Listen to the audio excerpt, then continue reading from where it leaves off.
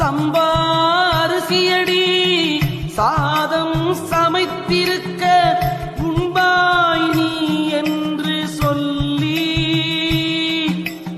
உழக்குழக்கு நெய் வார்த்து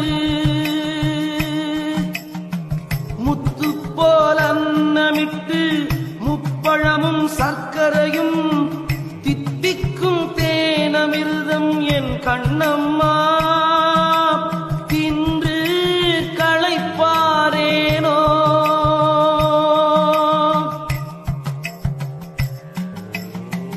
பைம்பொற் சிலம்பணிந்து பாடகக்கால் மேல் தூக்கி செம்பொற்கலையுடுத்தி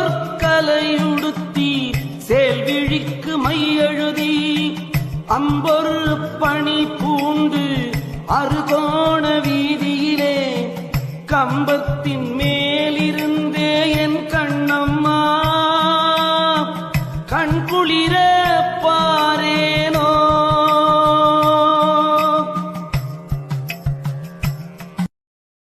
Download ShareChat.